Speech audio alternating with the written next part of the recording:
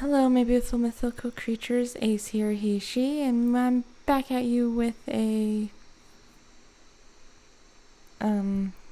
the next chapter of Kaijin. It is chapter 8, Lost Children. Summary. How is our favorite crime-fighting trio holding up? Plus, someone is lurking around Team Cryptic's base. Trigger warning is blood. That is it for the trigger warnings with this one. Yes, I took a picture of it just so I remember what the trigger warning is for this episode. This chapter. On to the chapter. Something was missing. As Shota floated awake, he ran an arm across the sheets lazily, trying to get his sleepy brain to boot up. His fingers brushed against the soft cotton of the t-shirt Nayo slept in. The man shifted, grumbling at the disturbance. Hisashi wasn't in bed. The blonde usually slept in the middle. The unpredictable sleep schedule of his two raven-haired partners making it a necessity, but he claimed he felt cozy between them and never complained. The early morning sun was just starting to paint gold streaks across the ceiling. Excuse me. Shota stood with a groan and slipped into some sweatpants over the boxers he had fallen into bed wearing. He stumbled out of the bedroom and towards the kitchen for a desperately needed cup of coffee. As he passed through the living room, he almost missed Hisashi sitting on the floor like he was meditating. Open in front of him was a small Tamea?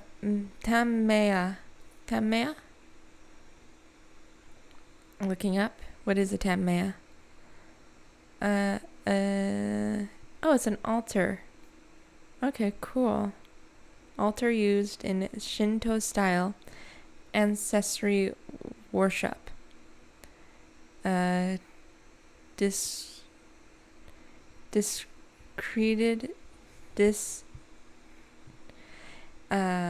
Decorated in the memory of deceased forebears.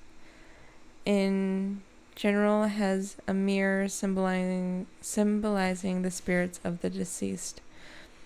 The incense was burning, filling the room with a sweet scent.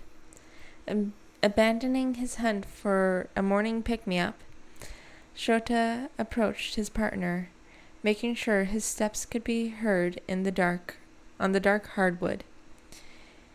It's May 21st, Hisashi said quietly as Shota reached him.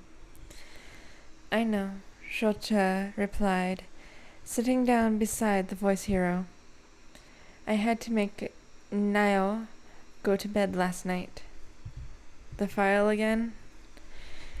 Shota looked over his shoulder to where a police file was spread across the coffee table. The picture clipped in the front, matching the one framed in the altar. Every spring, as they approached the anniversary, the file would appear again. It moved around the apartment in Nao's wake until he finally got the nerve to open it, to reread all the facts and findings that were already permanently etched into his brain. Yeah. Hisashi leaned his head against Shota's shoulder. There were too many pictures, too many eyes staring back at them from the Toimea. Old colleagues, Nao's parents, Hisashi's grandmother.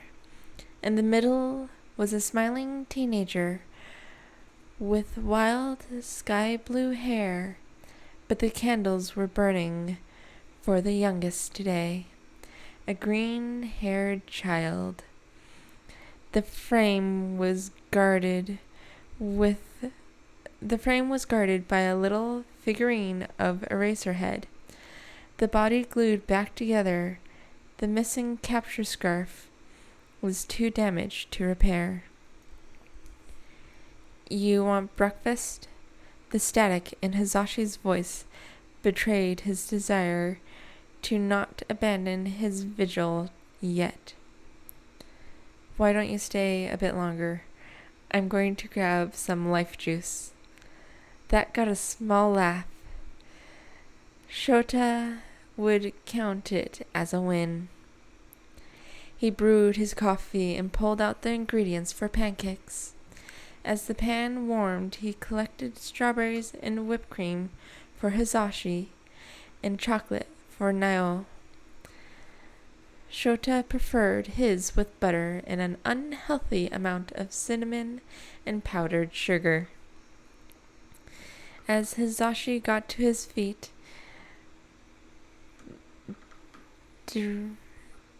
directing a deep bow towards the altar, Shota heard shuffling from the hall. A groggy Nayo appeared, running a hand over his scruffy chin.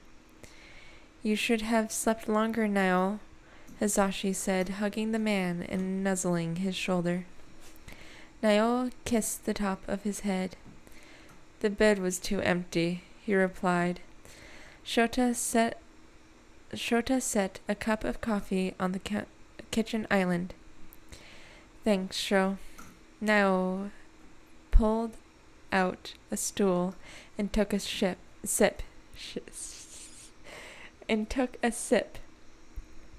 Hisashi joined Shota at the stove, running his fingers across the ravenette's back as he walked by to cut the strawberries. It could have been a normal morning. Hisashi humming, the sizzling of the pan, the click of Nayo's mug on the countertop. It would have been comfortable and calming if it wasn't for the blanket of gloom over the apartment. Shota turned with a plate of chocolate chip pancakes and set it in front of Nayo. The detective didn't seem to notice as he turned towards the living room. You shouldn't be on there, Nayo whispered, sagging in his seat. He had said that every year since they had added Izuku's picture to the collection. None of them had given up hope that the kid was still out there, but as time passed, it felt fitting to put his picture up, not to mourn the death of a child, but the death of a childhood. Hisashi placed 2 more plates on the table. The rattle of forks against china brought Nayo back. Eat up, Hisashi said. We can head out after breakfast. The meal was quiet, as was getting ready to leave. Hisashi was always done last, so the two waited in the living room. Shota gravitated over to the tamaya again. He offered his own bow and silent prayer before dousing the incense and blowing the candles out. Nayo stood behind Shota, their arms pressed together. I hope you're happy somewhere, kid. The detective said with a bow. Ready? Hisashi called. They locked the door and headed down the street. Hisashi hooked arms with his partners. None of them liked cemeteries, but they could admit that this one was beautiful in spring. Wildflowers and lush trees decorated the smooth green lawn, and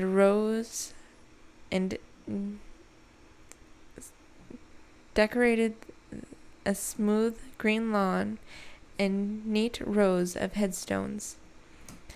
Well, the detective and two heroes had vowed to never stop searching. The Bakugos had to move on for the sake of their son. Katsuki had spent too much time hoping and grieving in equal measure until he was lashing out at the world. His therapist had suggested giving him a place to mourn, so his parents had purchased a plot and put up a headstone. Shota, Hizashi, and Namasa hadn't seen the family since they had visited them after the raid. It had started off okay, just introductions in the awe of a child meeting two heroes. Shota had been a little awkward, not used to being recognized, but Katsuki had rambled about how Eraserhead was one of Izuku's favorite heroes. It made Shota a little proud and a little guilty about the news they had brought with them. Did you find Zuku? The kid asked as his excitement calmed.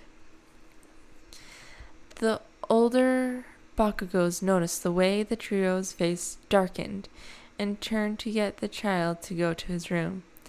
No, he insisted, grabbing the couch cushions as if daring his mother to make him leave. I want to know. Nemo glanced at Mitsuki and Masaru, who looked sad but didn't attempt to remove their son again. We found where he was being kept, Nemo confessed. Katsuki perked up, his eyes shining. I'm sorry, he was gone before we got to him. We don't know where he went. The light draining from the kid's eyes broke all their hearts. He looked empty as he sat there processing before his face contorted in anger. Small explosions scorched the couch. You promised, he yelled. You said you would find him. You lied. Nemo flinched. The truth quirk user, deeply pained by being called a liar. Katsuki, his mother hissed, but Hizashi held up a hand and kneeled in front of the boy. We're sorry, little listener. We wish we could have brought him back today, but we're still not giving up. He's out there somewhere. Katsuki sniffled. I want Izuku. I can't be a hero without him. I don't want to be a hero without him. Matsuki gasped and clutched her husband's arm. The trio couldn't imagine how it felt to watch your child's dream crumble before your eyes. I know it's hard, but you shouldn't give up on your dreams. You should be a hero for Izuku. Make sure other kids don't get hurt like he did. Silent tears stroked down Katsuki's face. He stood up and climbed the stairs. They could all hear his bedroom door close softly. It's harder seeing him quiet, Masaru said, rubbing his wife's arm soothingly. He's normally so hot-headed. Mitsuki sniffled. What haven't you said? She asked, now that her son was gone. Shota sighed. Izuku is a smart kid. He managed to escape. That's our Izuku. Mitsuki cheered at the tiny bit of good news they were able to bring him. If he's free, then he can find his way home. He knows he can always come here. The three crime fighters looked between them. It's possible. It's honestly what we're hoping for, Nemo admitted. But Midoriya confessed that she told him you don't want to see him anymore. She convinced Izuku that Katsuki hates him because he's quirkless. And for a child that's been told he's worthless his whole life, the detective trailed off, not sure how to tell them. He would believe her, Shota finished. That vile bitch! Mitsuki screamed, turning away from her husband and clenching her fists in her hair. The rage in her face reminded Nemo of Katsuki when he had demanded answers from his best friend's mother's mouth before. Bakugo-san, Hisashi soothed, stepping towards the woman. We meant it when we said we won't stop looking. We'll do everything we can to bring him home. That visit had been years ago. The trio approached the now familiar willow tree and simple gravestone. Midoriya Izuku, loved and remembered. The headstone was a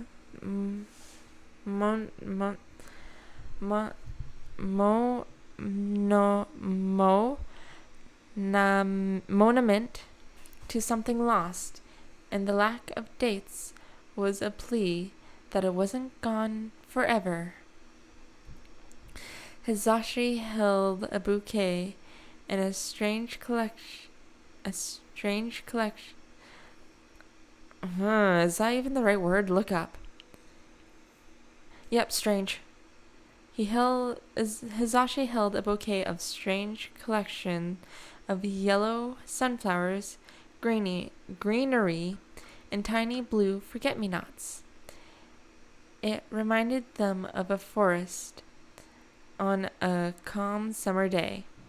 The flowers were a unique offering they had only ever given to two people, a child with forest green hair and a sunshine smile, and a teen with hair and eyes as blue as the sky.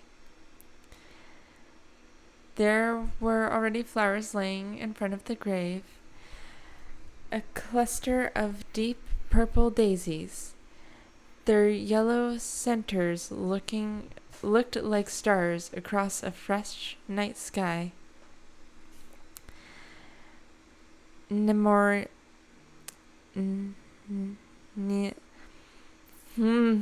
know the name.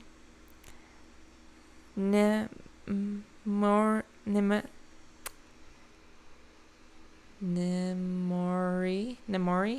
and Toshinori have already been here, Nemo commented. Night-Eye had taken Fat Gum under her wing after the task force broke up. Together, they were the voice of campaigns fighting for positive change across Japan. Sexual health, suicide prevention, body positivity. They've done it all. And Night-Eye, Shota said, pointing to the item laying across the headstone. An All Might collector's card and a protective sleeve. Kid has us all wrapped around his fingers, Hisashi chuckled as he placed the bouquet beside Nemori's and Taishori's,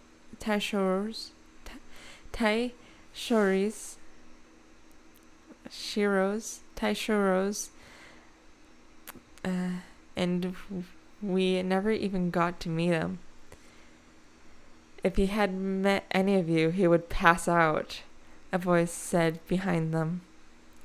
Shota will forever deny jumping. He was lost in thought and hadn't heard anyone approach. I knew it was you losers leaving the flowers. Katsuki stood a few steps away, a scowl on his face and his arms crossed. He had grown a lot since they had last seen him. He was tall, with a small amount of baby fat on his face, leaving sharp features. According to Mitsuki's occasional letters, Katsuki had decided to continue working towards being a hero. She signed him up to a gym that was licensed to do quirk training.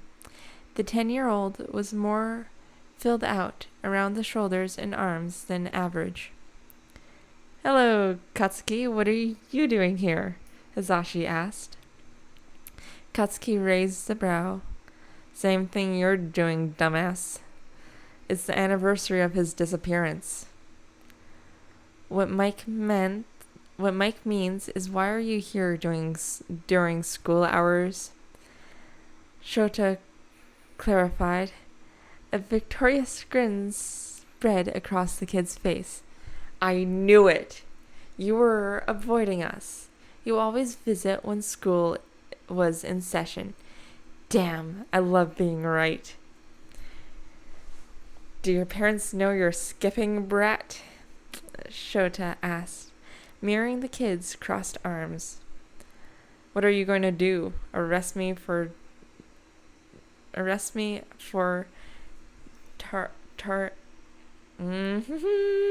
look up. An unexcused absence from school. Tardiness. For tardiness in front of my best friend's grave?" Katsuki sneered, taking a step forward and looking at Shota in the eye defiantly. "Katsuki," Nemo said firmly, stepping up beside Shota. "Do you have something to say?" The kid's demeanor changed instantly. His arms fell to his side, his mouth opened and closed a few times. "Who says I had something to say?" Katsuki demanded, conveniently sidestepping Nemo's quirk. "You skipped school, and you came here early to catch us delivering flowers. There has to be a reason."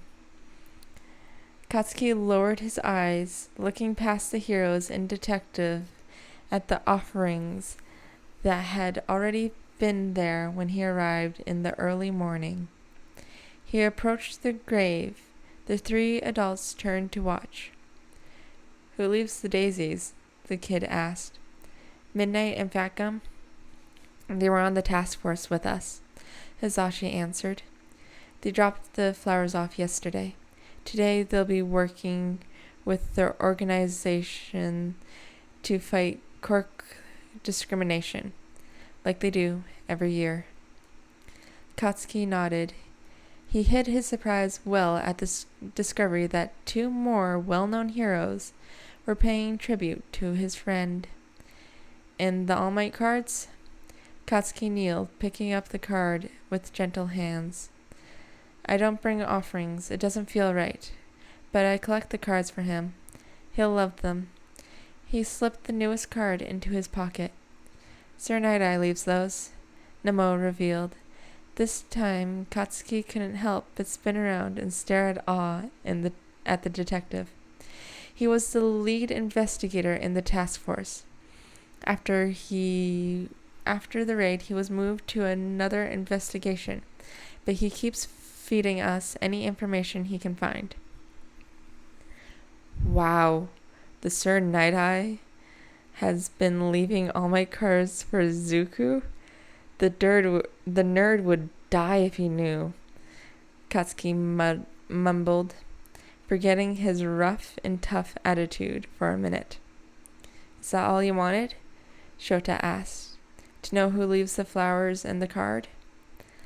Katsuki lowered his eyes again, his hands clenching and unclenching at his side as he shifted his weight foot to foot. "No, I wanted to apologize." The kid dropped into a nearly 90-degree bow. It was directed at all of them, but he specifically turned to Nemo. The day you told me Izuku's location was found too late, I got angry. I blamed you even though I knew you did your best." I'm sorry. Nemo grabbed the kid's shoulder, encouraging him to straighten up. You have nothing to apologize for. We know that you always see Izuku standing beside you as you chase your dreams. You were 6, and your whole life had been turned upside down. Shota put a hand on Katsuki's other shoulder. Mike and I once had someone we thought would be with us for the rest of our lives. He was our best friend, and when he died, we lost our way. It took a lot of work between the two of us to be okay again. Your mom says you're doing well with training and that you're going to therapy every week. Keep that up. We need good heroes who understand that saving someone takes more than punching villains. Katsuki sniffled and used his sleeves to dry his eyes before the tears could fall. His gaze darted from Nemo's face to Shoto's before landing on Hisashi. The apology may not be the only reason I came here, he confessed. He slipped out from under their hands and took a few steps back. The last time I saw Izuku, he told me I'd be able to fly one day. Loud pops and a few sparks came from the kid's downturned hands before a loud boom and a bright explosion. Katsuki was rocketing up straight. He was as high as the willow tree before he started falling, and the 3 crime fighters felt their hearts stop. Shota was about to wrap the kid in his scarf, hoping he would break his fall, when Katsuki let off another smaller blast just before he hit the ground. He landed sloppily, falling onto his back. Holy crap, kid! Don't scare us like that! Hisashi yelled, just short of using his quirk. Katsuki sat up with a part sheepish,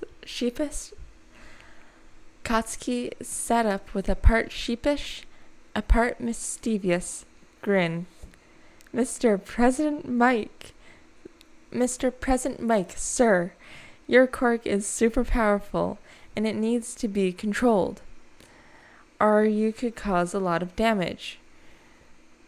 Can I write you a training tip? Can I write you for training tips?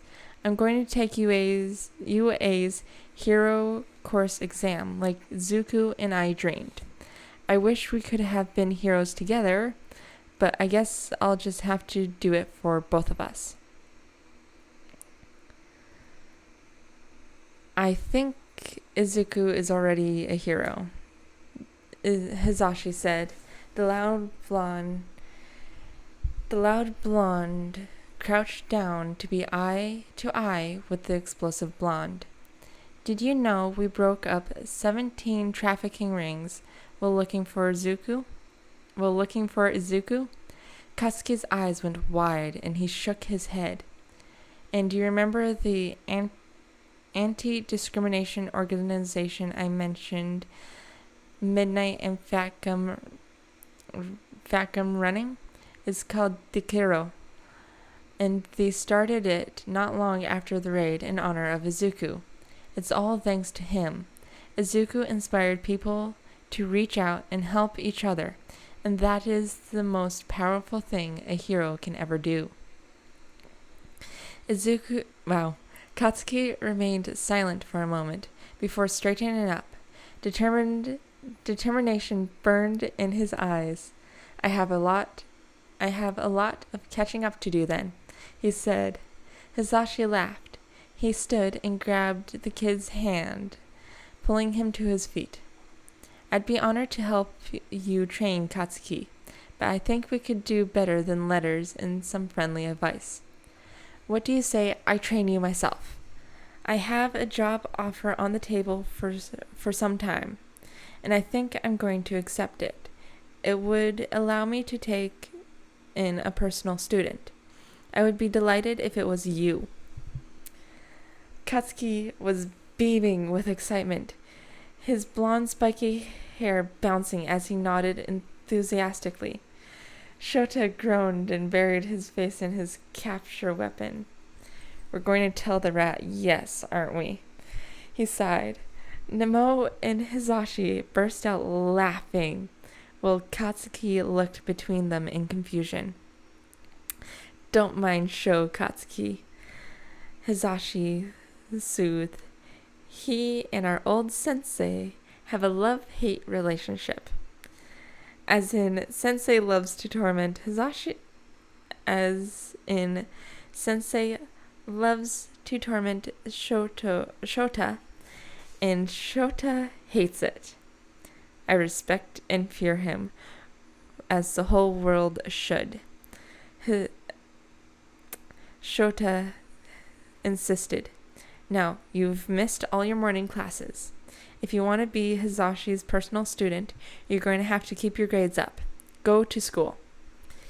Hizashi got Katsuki's mom's number so he could discuss a training plan with her. The kid marched towards the cemetery gate, with his hands in his pockets. "He's a good kid," Nemo said as they followed with a more leisurely pace. "He's a brat, but he'll make a good hero," Shota admitted. "You'll help me with him, right?" Hizashi asked, interlacing his fingers with Shota's. "I can help him with his quirk control, but explosion is ridiculously versatile. He'll need a lot more diverse training." "Of course he'll help you, Sunshine," Nemo said as he grabbed Hizashi's other hand. "He wouldn't let you have all the fun. I'm sure he already has some brutal training regimens swirling around in that psychotic brain of his." Hizashi looked at his fellow hero and found him sporting an evil smile. He was about to shriek that he took it back when Shota wasn't allowed anywhere near his student, but was interrupted by a phone. The default ringtone identifying it was Shota's. "It's Night Jumper," he said. He answered on speakerphone. "Eraserhead here. You're on speaker with myself, President Mike, and Sakauchi." "Hey, boys," the younger underground greeted. "I have some news from the cryptid hunt." "Already? It's only been a couple of weeks. Kaijin is supposed to be elusive," Hizashi questioned. "What can I say? I'm good at my job," Night Jumper boasted before sliding into a more serious tone. Joking aside, I got lucky.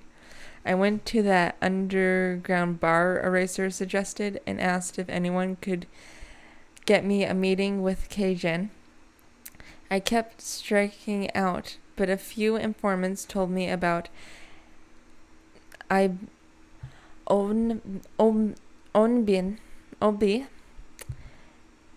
a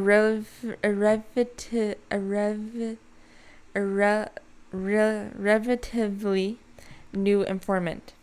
That's a bit of a rising star. Veteran informants started noticing that Kaijin got involved in busts not long after Obin asked around about them. Kaijin gets their information from Obin. That's the theory. What's your next step? Shota asked. Dude, I'm already on step 3. Give me some credit. You met with Oben? Last night. I guess it was early this morning, actually. However, he was really protective of the vigilante, accusing me of being sent by the commission. But I got him to trust me and ask what he knew.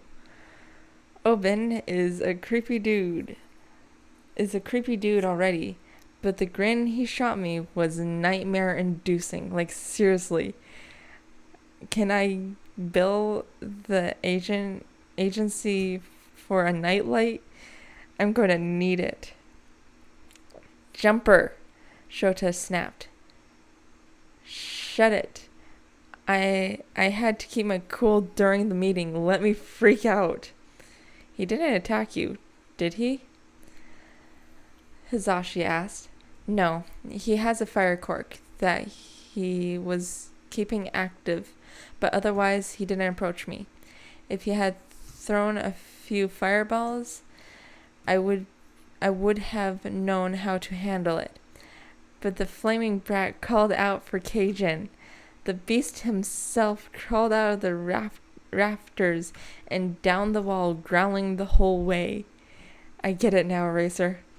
I understand the stories of demons and monsters because he's terrifying. I almost ran, not going to lie. Were you able to figure out his quirk? Nemo asked. Definitely some kind of transformation quirk, but it's damn powerful. He seemed to be partly shifting from several animals at once. I clocked horns, wings, claws, cat eyes, and some kind of huge ears. Whatever was letting him cling to the wall, and don't get me started on the fucking spider legs. We should be able to find him using the quirk registry. That quirk is unique. That's where you're wrong, my optimistic friend. I haven't gotten to the worst part yet. Get on with it then, Shota hurried him. Okay. Oben introduced us and told me Kaijin couldn't talk, but he signs. When I said I understood sign language, his eyes lit up. And he did this cute little bounce when he chatted with me. He's an absolute sweetheart. I'm failing to see how this is the worst part, Hizashi commented, looking up at his partners. Nemo looked just as confused, but Shota's eyes had darkened and a worried pitch between his brows. How old is Kaijin? Silence. Jumper, you're talking about him like he's a child. He couldn't be more than 12. Hizashi gasped as Nemo went pale. Kaijin, the cryptic, the most elusive vigilante currently active, was a child. Shota's mind went to the worst possible scenario. Did it seem like Oben was controlling him? No. Jumper quickly replied. Oben said they were a team, and Kaijin was just as protective of the informant as Oben was of the vigilante. That made them relax a little. At least the kid's around an adult, Hizashi said. There was silence on the other end of the line. Right? Hizashi prompted nervously. I hid in the shadows after the meeting to get more info. Oben made a comment about how people think he's of age, implying that he's also a minor. Nemo connected with a groan. How old do you think? When I had pegged him for 20, so I think 16 or 17. Everyone stood in silence. Night Jumper's mission was to observe and work with Kaijin to determine if he should be added to the underground network. Just got extremely complicated. And it's 9.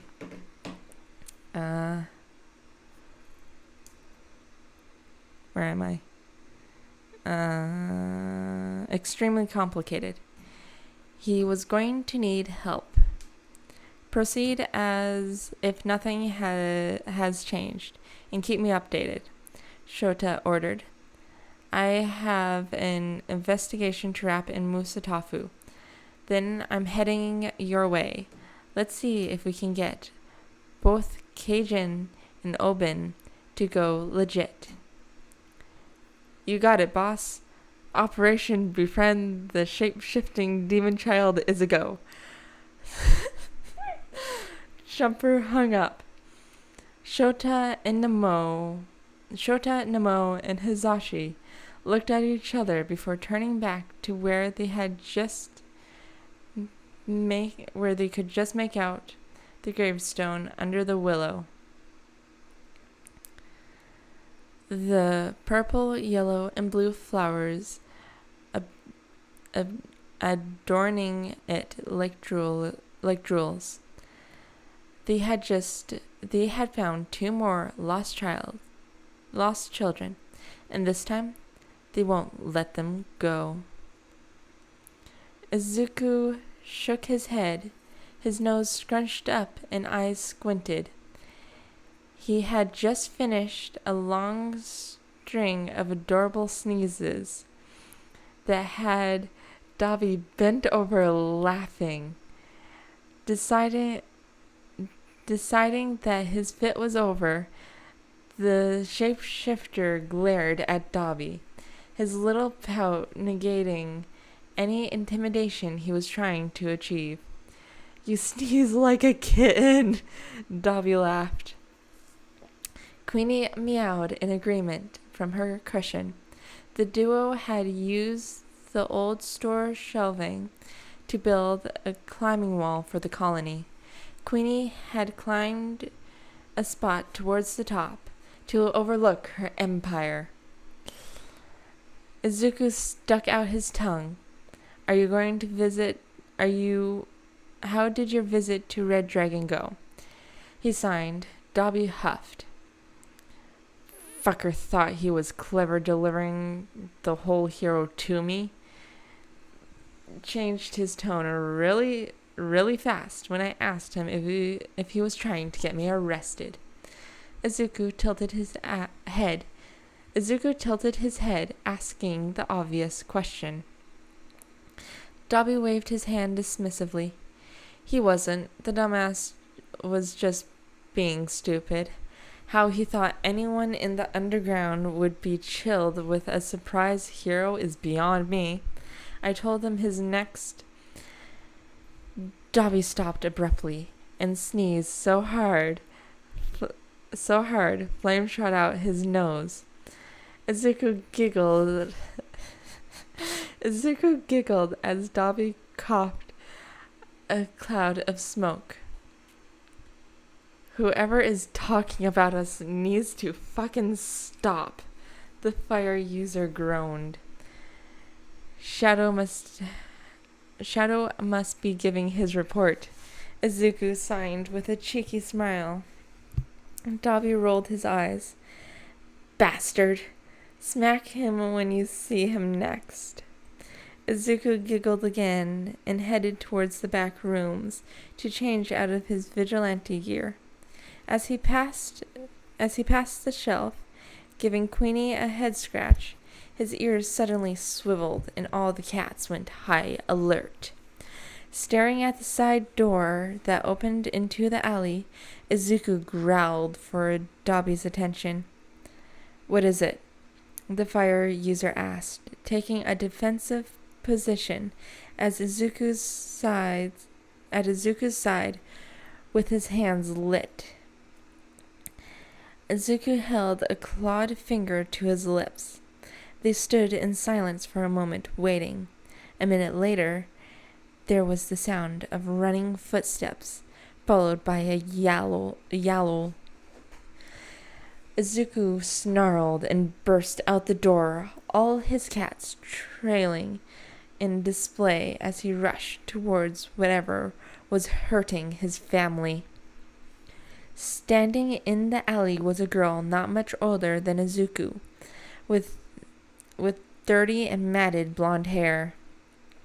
She was wearing a stained sweater that was probably once a cream colored that was probably once a cream color and a tattered plaited skirt. She held one of the elderly cats by the scruff and was pointing a knife as if deciding where best to stab. Izuku wasted no time in throwing his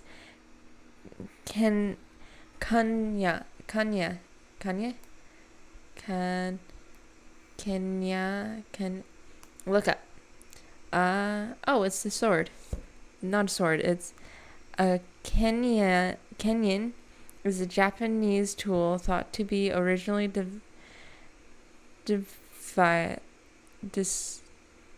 divide from the Mazuri Towler. Anywho, the girl was fast, deflecting it with her own weapon, but dropped the cat, who ran past Izuku and Dabi into the store. Not cute, kitty-kun, the girl whined. Their fur would have been so pretty covered in red. Who the fuck are you? Dabi demanded, flaming brighter. Oh, Fire-chan! Fire-chan, I'll tell you if I can have some blood. I bet your blood is hot like soup. Dabi blanched at the implication that the girl wanted to drink his blood. Izuku snarled again, baring his fangs and lowering into a crouch, ready to pounce. Aw, kitty-chan, I like your fluffy tail. And you have teeth like me. She smiled wide, showing off prominent canines. Do you like blood too? When I love someone, I drink their blood. I think I love you. You're cute. Can I have your blood? She grinned. Her grin widened. She looked insane, rambling about love and blood and playing with the blade of her knife. Dabi was on edge, his flame blazing across his arms, licking up his neck. He was ready for a fight, so the teen was surprised when Izuku relaxed. The vigilante tilted his head and reached up and slipped Dabi's notebook from his pocket. Not taking his eyes off the girl, her crazy smile fell a little, confused at what the cat boy was doing. Izuku pulled at Dabi's coat. The informant leaned down and read the message. Ask her how long it has been since she had blood. Seriously, kid? Dabi muttered. Izuku nodded firmly. How long has it been since you had any blood? The fire user asked the crazy girl. The blonde smile disappeared. She adjusted her grip on the knife and pulled her shoulders up to her ears. Her slitted yellow eyes flicked between the two boys. A week, she whispered, just loud enough for Dabi to hear. Izuku scribbled in the book again. Tell her I'm going to help. She needs to stay calm. Dabi locked eyes with Izuku, silently asking if he was sure. The way those toxic green The way that toxic green eyes blazed with determination gave him his answer. The informant had long given up understanding how Izuku could read a situation perfectly with minimal information. The kid's intelligence was terrifying, paired with his overpowered quirk and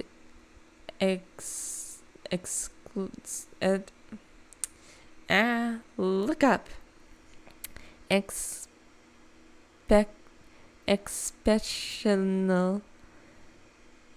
Exceptional control and fight skills. It was no wonder he was such an effective vigilante. Dobby would have written the girl off as simply insane, but Izuku had looked past that and was determined to help her. "I'm Dobby," he started, extinguishing his flames and relaxing his stance. "This is Izuku. He says he can help you, but you need to stay calm and put the knife away. I will not hesitate to burn you if you hurt my brother." Izuku chirped sharply and smacked the teen's leg. Dobby kicked his foot in retaliation. The girl watched their exchange with calculating eyes. They seemed friendly, but she had been on the streets long enough to know that people can be deceiving. One part of her screamed that they had no reason to help her. They were just pretending so she would drop her guard. Another part urged her to look closely, to see with the eyes of a young girl and not the monster they told her she was. The cat boy was small, definitely younger than her, and was so adorable. His eyes were bright and slitted like hers. Oops. His smile was kind, not jaded, but the experience that had scarred his face. The older boy was tall and scarred, with patchy purple skin and shiny piercings, but he looked at the kid so softly. His stiff posture betrayed a life full of quiet battles and experiences, but his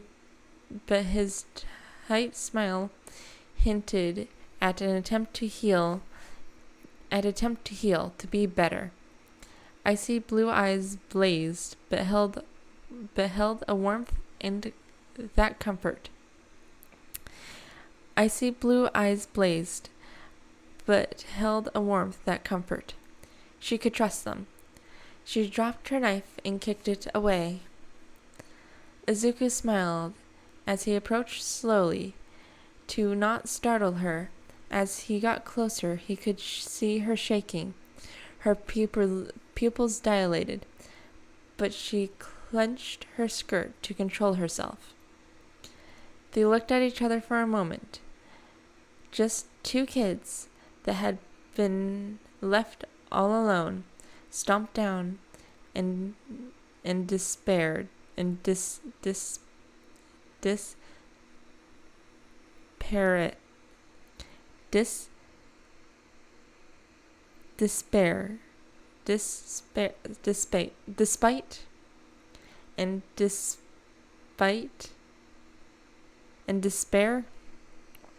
Two kids that could help each other. Izuku bit his own arm. The punctures of his sharp teeth bled freely. Drops of bright red rolled over pale skin. The girl whined. Every one of her muscles tightened. Izuku chirped softly at her and gestured to his outstretched arm. She looked at him in disbelief. No one in her entire life had ever freely offered her blood, let alone their own. He didn't know her. He didn't know what she could do. But he was persistent. But he presented his bleeding arm like a gift. The boy meowed softly, looking at her with kind eyes, with worried eyes. He was worried for her. Himiko took his arm gently and started to drink. Izuku held still while she licked and sucked down the warm liquid. When Izuku began to feel woozy and swayed on his feet, hot hands appeared and carefully pulled them apart. Dobby's callous fingers brushed through blonde bangs while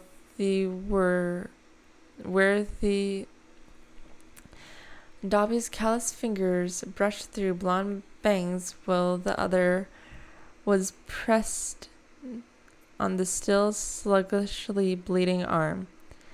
"That's enough, kiddos," he said softly. "Let's go inside. We'll talk once everyone has gotten some rest."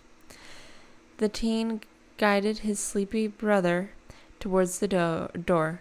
Himiko didn't move, but when Dobby looked back, holding open the door, an invitation, she didn't hesitate to follow. Her knife lay forgotten on the ground. Da-da-da-da! That's the end of Chapter 8. Chapter 9 is up next. And I'm going to do what I normally do, read you the title and summary. Chapter 9. Entry. Vampire. Summary. Himiko joined the crew, and so did a few other people. We go on patrol with Kaijin, and Night Jumper.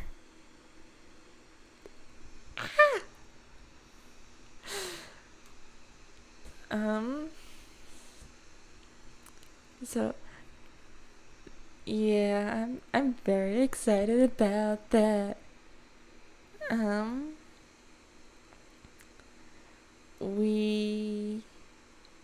To be honest, we're almost actually up to I think we're almost up to where I've left off before I started doing this, so that's exciting. Anywho, that's all for tonight, my beautiful mythical creatures. So peace out, stay hydrated, and eat donuts.